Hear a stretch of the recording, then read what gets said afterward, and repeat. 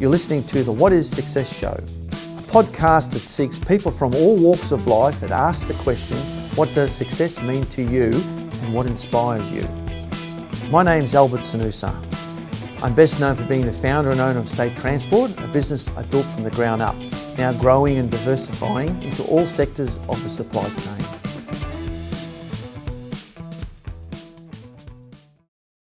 I'm so excited to welcome Peter Anderson, the CEO of Victorian Transport Association, to our first session on high-performing individuals. So welcome, Peter. And if I could just kick it off quickly with the first question. Well, the ongoing question I keep on getting asked by a lot of our customers, what the hell is going on with the supply chain? Why can't we get pallets? Why are the whole logistics chains, DCs are clogged up? Why can't we get shipping containers? Why is the cost so high?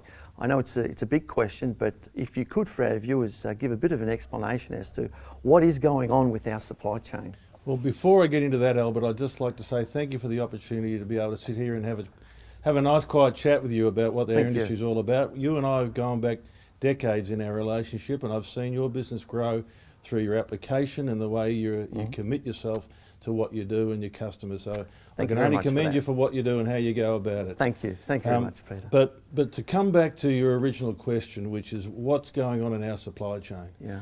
And what I can see through my nearly 50 years in the industry, working within this industry, is the fact that we're almost working towards a perfect storm. Yeah. To start with, our international supply chains have been disrupted, not because the Suez Canal got blocked by an evergreen ship, but by the fact that there's been a displacement of the balance of containers around the world. So empty containers are not freely available in the countries that need to be filled, and of course it means that we can't get the product that we specifically want at the times that we want it. Plus, there's pressures on those shipping supply chains to the point where the imbalance of freight moving around the world now means that there's an imbalance of the ships and where the ships are as well. Yeah. So, in coming to Australia, keeping in mind that we are an island, we've progressively got rid of our manufacturing, so we're dependent upon these international supply chains to give us the goods that we need. Means that if we don't have the consistency, we can't meet the demand. And that's really what this is about. Logistics is about flow, and when the flow is disrupted, we then start to have issues and problems. And that's where the expertise, knowledge and skill really comes into being able to run an efficient and strong supply chain. But of course, we don't have full control. And that control sits in other people's hands. So if those ships don't turn up on time, and they don't meet my ordering cycle, and they don't meet my expectations of when I need to replenish my stocks or my warehouse, then all of a sudden I'm thrown out and I have to find new avenues for supply. I've actually noticed in Coles recently there's a lot more Australian suppliers than there are overseas suppliers, and that would be because their ordering cycles are disrupted and they still have to meet demand for the customers, and they can't get their products from overseas, probably from one supplier, so they get them from 6 or 8 suppliers in Australia because we don't have the capacity for that. Yeah. So that's just the overseas supply chain in itself. So that's disrupted at the moment. And then we come into Melbourne and we've got strikes down the wharf with the MUA. I think you mentioned like 11,500 containers held up. Absolutely. They won't be delivered until after Christmas. I feel sorry for the retailers that are waiting for the product on their shelves. Correct, and of course what it means is we did some numbers on the actual strike periods that they had, and we estimated that they would lose about 132 shift hours, which is roughly about 10,500 TEU that they would not move in the first 2 weeks of November. So they've either got to subcontract that work to other stevedores in Melbourne, or the ships get diverted somewhere else, at Sydney or Adelaide, and they then rail them back into Melbourne. But those goods will come, but there again, it's a delay, it's a further cost, and that gets borne by the end customer in the end. So then we also have the TWU placing strikes on the carton customers, and I'm actually empathetic towards what the TWU are striking for. I'm not empathetic to the MUA at all, but the TWU are actually striking because they're worried about the security of the job based around the gig economy coming in, the lack of direction from government on the policies around the gig worker, and where the gig worker sits in an industrial relations atmosphere.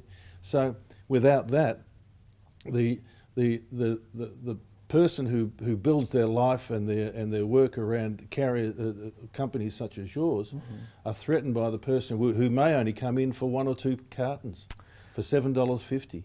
And it's not the one person who does that, it's not the 10 people that do that, it's 1,000 people who do that. Yeah. Who only want to do it for 1 or 2 cartons and disappear and go and carry pizzas or something. And as you know, it's the safety of that product. All those issues then arise. Yeah. So there's not only that, and of course to compound all that, we've got COVID. So COVID with our interstate carriers has created mandatory vaccinations. I think we lost between 5 and 7% of our interstate drivers based around the mandatory vaccinations to cross borders. To cross borders, sorry. And then we've injected that into our local workforce as well, so the mandatory vaccinations, plus the testing twice a week, 10 times a month, means that, and the fact that our workforce, our local workforce has an average age of 54 and our interstate workforce has an average age of 57. So half of our workforce on the average is looking for retirement. So all you have to do is give me a nudge and I'm off. Yeah. And this is the sort of atmosphere that we're creating within our own industry. So all these issues combined are really creating a lot of pressure, a lot of disruption and bottlenecks within the supply chain. And there's only one thing that'll come out of that, and that is lack of supply and an increase in cost. Sure. And do you think that may get any better in the new year? What are the members and other transport companies saying to you? Does 2022 look like it's going to alleviate or it become even worse? Well, we've been fortunate over the last 2 years of COVID of being able to work, an industry that's been able to work and continue to earn income. So we've been very fortunate, we're very thankful for that, even if some of the restrictions and rules have been hard to understand at times, but we've had to live with that, and of course our industry is known to be able to adapt for whatever the circumstances are. However, going forward, as I said, perfect storm takes a while for the storm to get to us. I think we have another 2 years of it. I don't think it's going to disappear overnight. But there again, it's not like turning a light on and off either. It's a slow, gradual degradation of the systems, and we'll see that through a minimisation of variety, a reduction of variety, and a reduction of types of goods. It won't be reflective in everything, and it won't be as if suddenly there's nothing there. Yeah. It'll mean, for example, if we've got 6 types of potatoes in Coles and Woolies at the moment, there may only be 4 in a couple of months' time. There won't be. It doesn't mean there won't be as many, there won't be any potatoes. There just won't be as many, and there won't be as great a variety. So. Yeah, look, I agree with what you say. A lot of our customers are saying it's increasingly difficult with their supply chain and getting products and materials. We've found that we've also, similar numbers, 5 to 10% of our workforce has been lost, either due to being anti-vaxxers or not wanting to work in this industry again. But that in itself has created a problem that we don't have enough equipment, and we're not Robinson Crusoe by any means. I hear from a lot of other transport companies, as you would hear from members, that it's a shrinking resource, yet demand is peaked because of COVID. There's this sudden avalanche of work and volume, and we're trying to articulate that to our client base so that they understand that there will be pressures over this Christmas peak period, but please be patient with us because of the labour component diminishing and the huge volumes that we're experiencing. And a lot of the DCs, the major DCs, Coles and Woolies, are also struggling, as you would no doubt have heard. Yep. And even to get pallets has been a big issue, and we have a number of our manufacturing companies that we deal with. They're asking us if we can somehow supply pallets because their manufacturers and other materials that they need brought in, they haven't got pallets to put it on, which is something very unusual. I've never ever experienced ever, that the pool of returns isn't coming back and they haven't got enough pallets to pack product on, and it's really causing a lot of concern for a lot of the customers. Well, see, we're programmed to serve. We're programmed to serve our customers. The best, and we always try and do our best. All the good operators do anyway. Yeah. Try and do their best. But we're only restricted by those parameters that are around us, whether it be time, whether it be cost, whether it be the size of the vehicle. But of course, when we start to put in things, and we've always had trouble with pallets or trying to count pallets, but the real issue there is, and account for them, but the real issue there is the fact that the lack of wood, the lack of ability to be able to produce new pallets is an issue that poor old Shep and Loscombe and others are crying out for. They're desperate to be able to service, but they can't do it. And we can't just magically bring this about. I mean, for example, there's 24 hours in a day, not 25, not 26, 24 hours in a day. We can't create time. We can't create things that aren't there. Yeah. So the issue we have is that then how do we adapt? How do we then process? How do we change systems? How do we make things work where they didn't work before? We've got a lot of customers asking us, what are any tips or any advice that we can give them in terms of alleviating the pressures? And some of the things we've asked is, pre-book early if you know you need trucks. Some clients are actually booking equipment on a regular basis as opposed to the usual twice a week. They're booking vehicles well in advance to alleviate a potential problem. Any advice, any good tips that transport companies have mentioned to you that it said if their customers could do this, it would certainly alleviate some of the pressures? Well, there again, it's about working with your customers. It's about making sure their expectations fit within the service that's available to them. And it doesn't mean your truck isn't any faster or any bigger than mine. Yeah. So why would a customer come with me instead of you, other than just price? Yes. So it's about creating that differential, and that differential usually sits not just with technology or relationship, but or the size of the truck, because the trucks are the trucks, the drivers are the drivers, and training is training. But it's really about that relationship, that connection you create with your customer, and being able to build trust and understanding within that relationship. It's most important that you respect your customer, but they also respect you. And the fact that I know personally, you try and help your customer wherever you can. Yes. That's something that should have a specific value within the commercial relationship, knowing that they can get the best possible result from a company like State. No, look, they're very, very true. We do try our hardest, and I know our competitors are also doing as much as they can. One of the things that has been a growing entity within our business is our chain of responsibility, OH&S and safety compliance division, and the amount of effort that we've been putting into that in order to mitigate risk for our clients, but also, very importantly, to keep our staff and our team and our drivers safe out there as well. Any advice that you can offer in relation to that? Is that changing more now in the market? Well, the introduction of chain of responsibility has put a new paradigm into our industry, whereby we can't ignore the risk or or mitigating our level of risk to our employees, but also to the standards upon which we operate and present ourselves to our customers.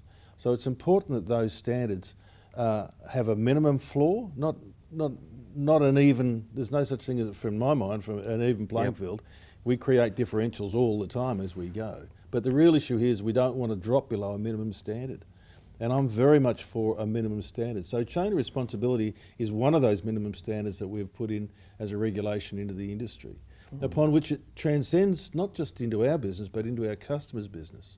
And they're responsible for the way they present, they're responsible for the freight, they're responsible for the direction, they're responsible for the pressure they put on their suppliers, and such as State.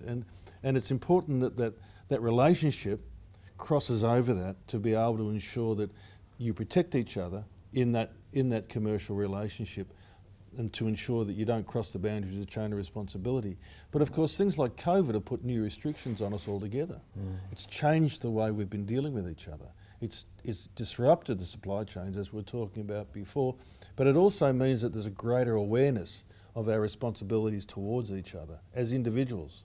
Keep in mind that we are a labour-intensive industry, and the hardest resource to manage in our business are people.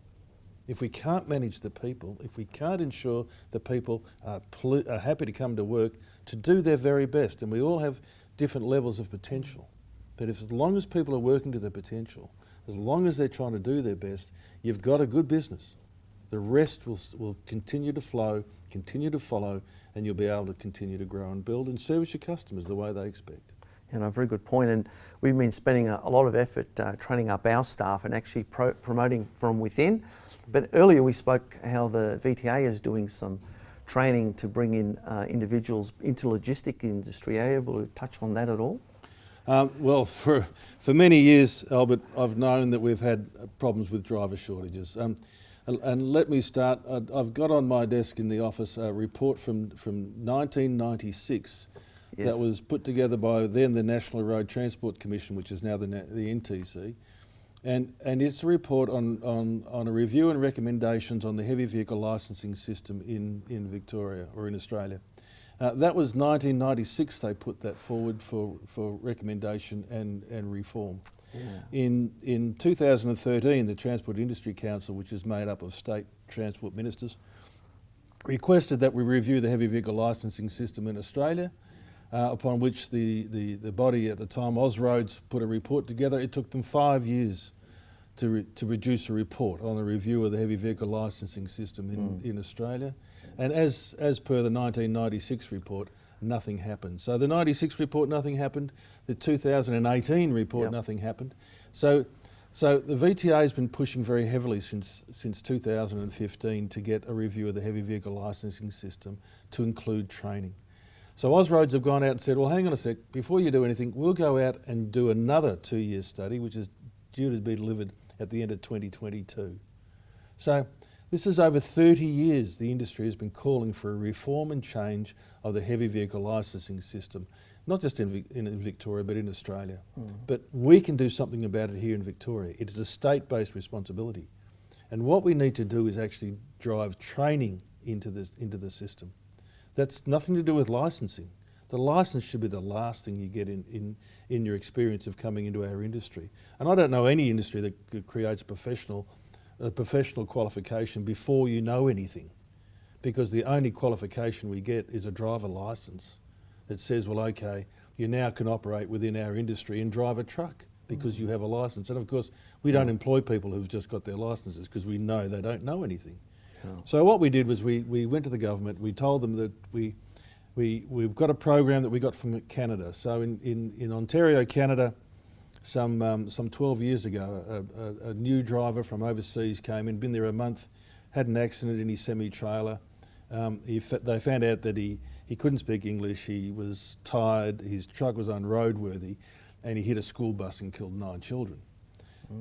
It spun their whole paradigm of the heavy vehicle industry upside down, and they created a thing called the Mandatory Elementary Licence Testing Regime, which puts training for a semi-driver fairly into the process, rather than just handing out a licence after 5 hours behind the wheel.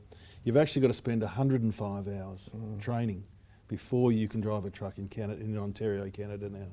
So, but we don't want to have to go through that sort of distress to get material change to the system that we know has to change.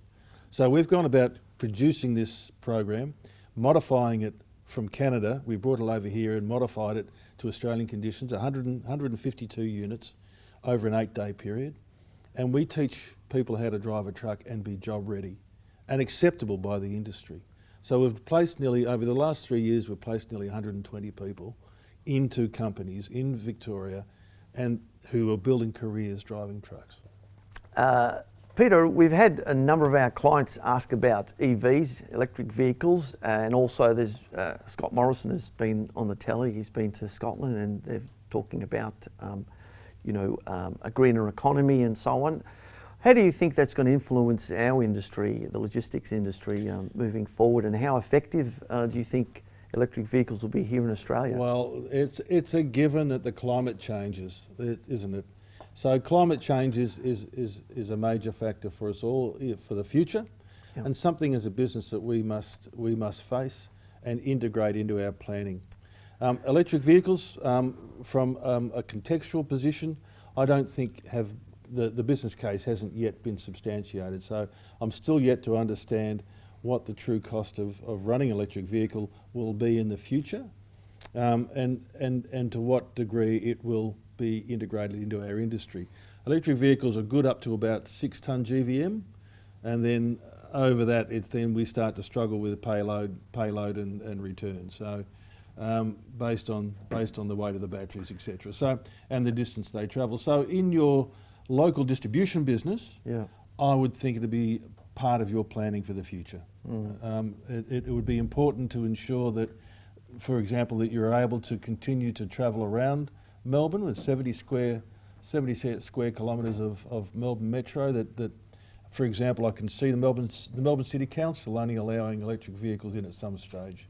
I can see the Port of Melbourne only letting in electric vehicles at some stage in the future. So it's those precincts, those specific controlled areas, which will then start to generate that modal sort of shift in terms of the way we've been doing things in the past. So electric vehicles up to about 6 tonne GVM, I think running around locally, can rest at night. I think they're the ones that I mean, you don't want to charge, you want to actually charge them during the day. You don't want to charge them between 3 and 9. See, at the moment, our peak charge time for electricity is between 3 p.m. and 9 p.m. That's when the peak charge is. And the prices vary throughout the day. And what about line haul interstate? Do you think it'll be electric? I think in America they're running. Oh, the technology's there. The states in America. Yeah, the technology's there. Technology can do anything. So I mean, we'll talk about automated vehicles in a minute, but from my perspective, hydrogen is the way to go. I mean, anything over 6 tonne GVM, the weight of the product as against, or the weight of the capacity of the vehicle is most important for you. And you need to load a capacity wherever you can. So, and there again, and worked the parameters and the edges. And the thing is that hydrogen is probably the best alternative fuel from diesel at the moment. And for me, that should be the transition process. In fact, we should have hybrids where we have a mixture of motors in the vehicle itself to be able to better utilise the availability of the energy that's around us. Diesel, of course, we produce we don't produce diesel, sorry, but we use diesel quite a lot in this country, and we're going to continue to do so for quite some time. So it isn't going to suddenly disappear. There is a transition. We've only just got Euro 6 motors into Australia in the last 6 months. So even though they've been around for many, many years in Europe, we've finally been able to allow Euro 6 motors here. So we're getting the same sort of torque, the same sort of power, with a lot less emissions and a little bit less fuel. So I mean, there's still some development, some work of integration of those sort of machines into our industry now. So before we start talking about electricity and battery powered and hydrogen powered trucks, let's actually get over the hurdle that we're in right now and actually start to change some of the restrictive parameters that stop us from being able to move into a better space. I mean, the VTA pushed very hard for a cleaner freight initiative in the inner west, which would put commercial leverage on the operators to actually move towards Euro 5 and Euro 5 motors or better, which would lower emissions in the local area, which would open up the area and the community would allow more trucks for a greater longer time to go through the community that was there in the inner west, where there's a lot of tension.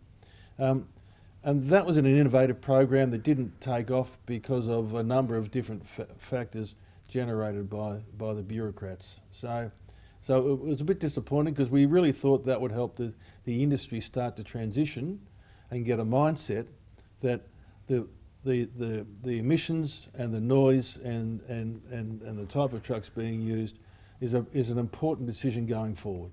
And it's not about just suddenly turning on a light and switching it over. It's a gradual change, but we've got to actually speed it up a little bit. We're still running with trucks on the road that are 20 and 30 years old in some instances, in some sectors, whereby the brakes aren't good enough, the emissions aren't good enough, the suspension isn't good enough, and they don't hold the technology that the trucks nowadays have. And of course, that means that we're operating with inferior equipment that doesn't meet today's social standards, let alone commercial standards. So it's important that we actually start to integrate these thoughts and perspectives into our planning for the future. No, thanks for that. And we spoke earlier, some of the key takeaway for the viewers of this episode is in terms of the supply chain is make sure you have sufficient pallets so you can actually pack your product on to be able to transport it, to really book in advance. Don't wait till Wednesday to book the truck or the equipment that you need on the Thursday, book it days earlier or even preferably the week earlier, and just get advanced bookings in and just better predict what your needs are going to be well in advance. And then you also earlier touched on a trust between the logistics supplier and the customer. Are you able to elaborate a bit on that? Well, you're spot on there, Albert, with people being able to better plan what they're doing, and of course that can be difficult for some customers because they're very reactive to what goes out the door or what doesn't come in the door, for example. But the real issue here is the fact that logistics is such an important part of anybody that sells products within our community. And the fact of the matter is that you must have a good, strong supplier, a steady flow, consistency of supply for you to be able to better utilise your own productivity within your business. Not you as a transport business, but you as a customer, with a warehouse, with a sales force, with an administration team, with your own customer base upon whom you sell to. So it's important that you've got that consistency of supply, and that trust that you have is transmitted back through your supplier. Yeah. And that trust and respect is really important. And that comes about by actually integrating the logistics component more fully into your planning processes, keeping in mind that the logistics process within any business is between 11 to 13% of your overall cost of sale. So, that's a good number, wow. Yeah. So the issue there is that, geez, why wouldn't you want to have a stronger contact and have a stronger relationship with those suppliers of that logistics process to ensure that you know that you are not going to let your customers down when it's their turn to get what they need. And that's the thing. Bring us into the discussion. Bring us into your planning. Bring us into your thoughts looking forward. Talk to us about what that's all about. That's what's really important. And that's what builds the relationships. That's what builds the respect and the trust that you really need in a good, strong supplier of supply chain. Yeah, look, I think 2022 is going to be a challenging and exciting year, and it's all about the great communications that you've been speaking about with the logistics company, working closely hand in hand with their customers. And look, finally, if I could just say, I've really enjoyed being a member for I think 20 odd years now of the VTA.